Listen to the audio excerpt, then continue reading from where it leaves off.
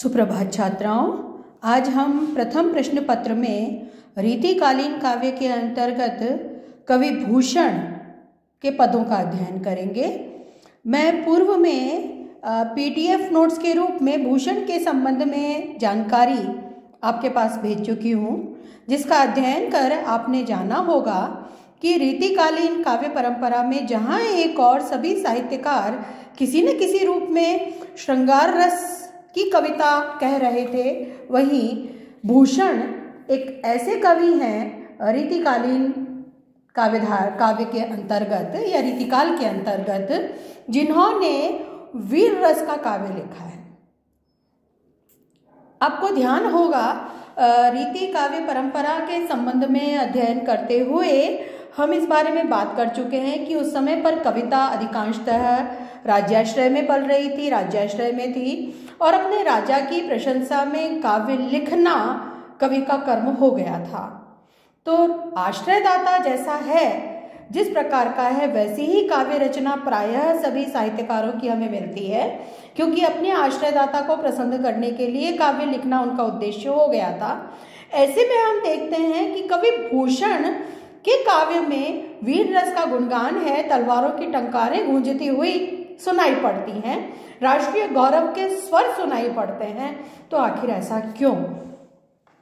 कवि भूषण के संबंध में जो जानकारी मैं आपको पूर्व में प्रेषित कर चुकी हूँ, उसका अध्ययन यदि आपने किया होगा तो यह आप जानते होंगे कि कवि भूषण शिवाजी के साथ रहे, तो शिवाजी के आश्रय में रहे या छत्रसाल के आश्रय में रहे।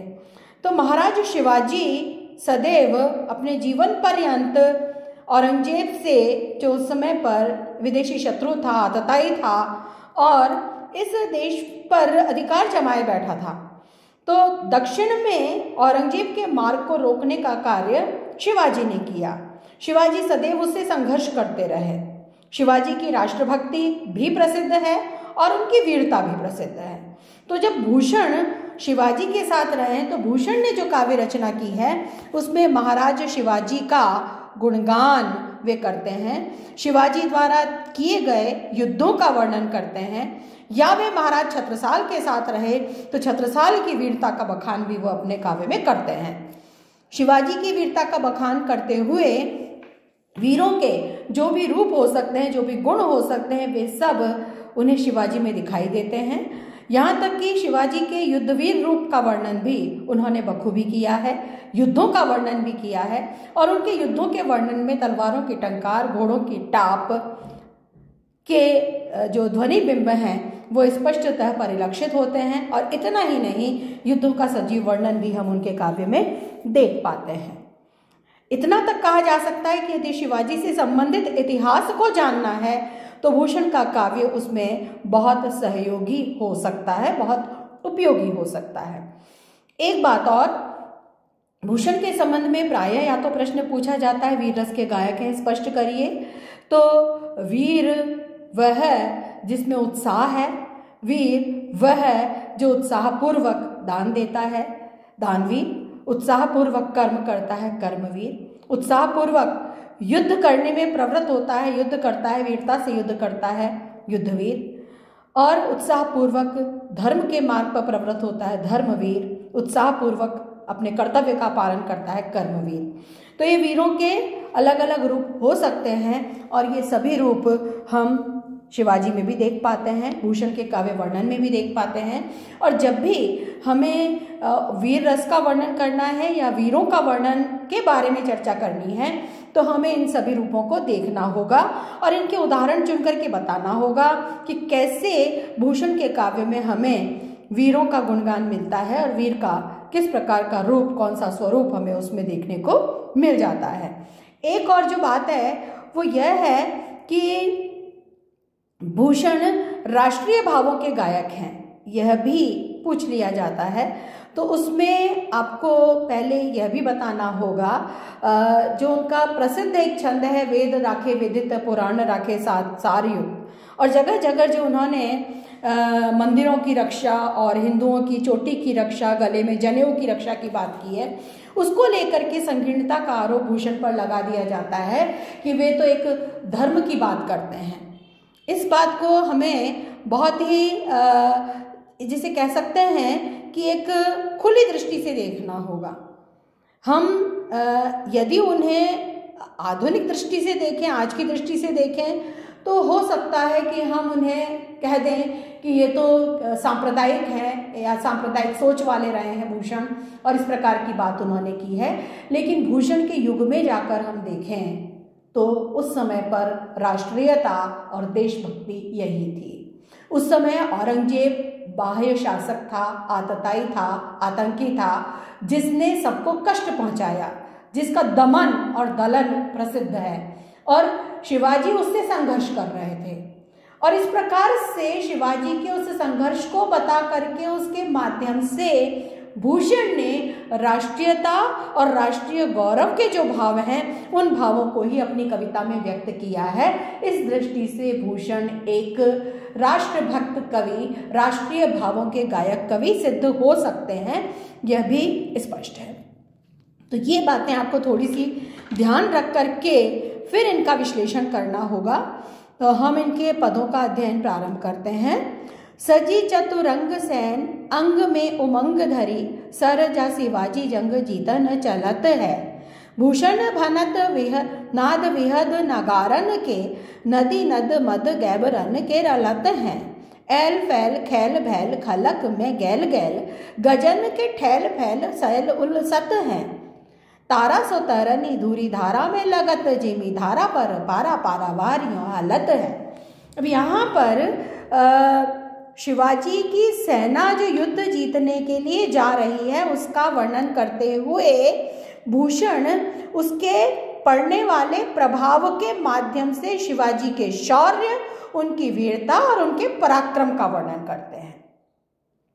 कैसा प्रभाव चारों ओर पड़ता है जब शिवाजी की सेना जंग जीतने के लिए आगे बढ़ती है। यह वर्णन करते हुए भूषण कहते हैं कि सजी चतुरंग सैन अंग में उमंग धरी, सरजा शिवाजी जंग जीतन चलत है। सरजा शिवाजी युद्ध जीतने के लिए जा रहे हैं, उनकी चतुरंगिनी सेना सज गई है, जिसके अंग अंग में उमंग भरी हुई है, और ऐसी उमंगों से भरी अपनी चतुरंगिनी सेना के साथ सरजा शिवाजी जंग जीतने के लिए चल पड़े हैं। चतुरंगिनी सेना 4 प्रकार की मानी गई है और सबका वर्णन हमें भूषण के काव्य में मिल जाता है। कौन कौन सी? गज सेना, अश्व सेना, रथ सेना और पैदल सेना, पदाती सेना।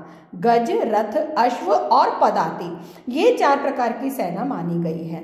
और शिवाजी की जो सेना है उसमें ये चारों प्रकार के सैनिक हैं। गज सेना भी है, अश्व सेना भी है, पैदल सैनिक भी हैं और रथ भी हैं, रथ सैनिक भी हैं।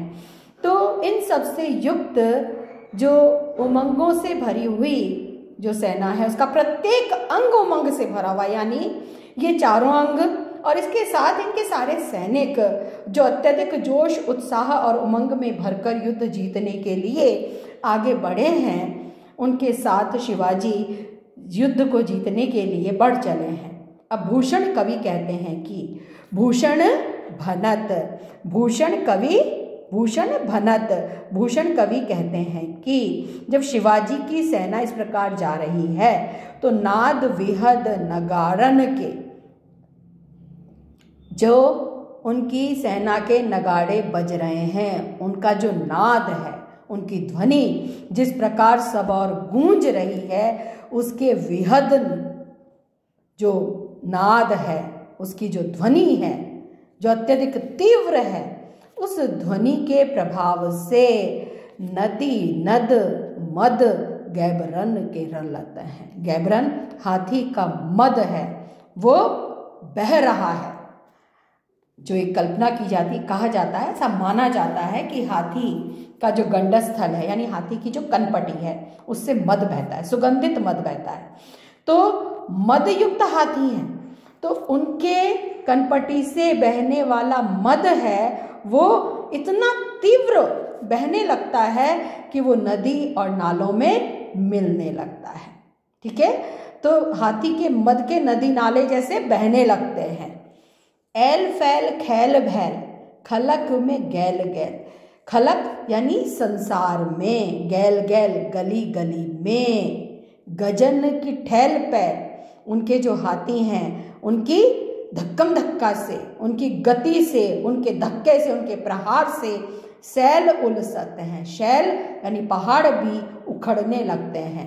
और ऐल फैल यानी आसपास, खैल भैल गली गली में, आसपास सब और सब तरफ, पूरे संसार में, गली गली में, आसपास ऐल फैल, आसपास सब तरफ, गली गली में, पूरे संसार में, गली गली में, आसपास सब और खैल भैल खलबली मच जाती है।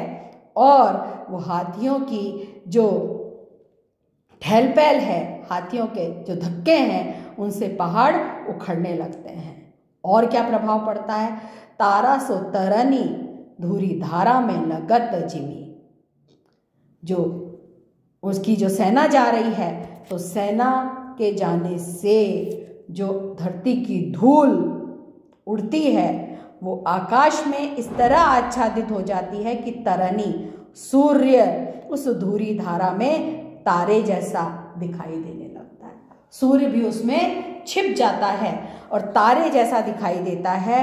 और थारा पर पारा, पारावार यूं हालत है। और जो धरती पर समुद्र है, वो समुद्र ऐसे कांपने लगता है उस ठेल पैल के कारण, उस धक्के के कारण, उस प्रहार के कारण, सेना की गति जो है उसके कारण, धरती पर जो थाप पड़ती है उसकी वजह से जो धूल उड़ती है उसमें सूर्य है वो तारे जैसा दिखाई देता है, धूल में छिप जाता है और तारे के समान टिमटिमाता हुआ दिखाई देता है। और धरती पर जो सागर है वो सागर ऐसे हिलता है जैसे थाली में पड़ा हुआ पारा हो। किसी थाली में पारा भर दिया जाए तो वो जैसे कांपेगा, कांपता हुआ दिखाई देगा, वैसे कांपता हुआ सागर दिखाई देता है। तो एक तो ये कि जो ये कहा गया है, तारा सो तरनी धूरी धारा में लगत, धूरी की धारा में तारे जैसा सूर्य दिखाई देता है, उपमा अलंकार है। और थारा पर पारा पारावार यूं हलत है, और यहाँ पर उत्प्रेक्षा है। थारा पर पारा पारावार यूं हलत है, समुद्र ऐसे कांपता है जैसे थाली में, मानो थाली में पड़ा हुआ पारा हो। तो थाली में पड़ा हुआ पारा, तो पारा भी कांतिवान होता है, सागर का जल है वो भी कांतिवान दिखाई देता है। तो एक उपमेय उपमान का जो एकरूपता है, साम्य है, सटीक उपमान योजना है, वो बहुत प्रभावशाली बन पड़ी है इसमें। तो यहाँ तो उत्प्रेक्षा अलंकार हो जाएगा, यहाँ उपमा अलंकार हो जाएगा। और शिवाजी की सेना जो युद्धोन्माद में भर करके, उमंग में भर करके युद्ध जीतने के लिए जा रही है, उसका चारों ओर पड़ने वाले प्रभाव का बड़ा ही सुंदर, सटीक, स्वाभाविक और प्रभावशाली वर्णन भूषण द्वारा किया गया है। और उस प्रभाव के माध्यम से शिवाजी के शौर्य और शिवाजी की वीरता और शौर्य का उनकी सेना पर प्रभाव, कि कैसे शिवाजी के होने से सेना का उत्साह, सेना की उमंग कई गुना बढ़ जाती है, इसका वर्णन यहाँ पर भूषण द्वारा किया गया है। ये व्याख्या की दृष्टि से भी महत्वपूर्ण है, तो इसे अच्छी तरह से कर लीजिएगा।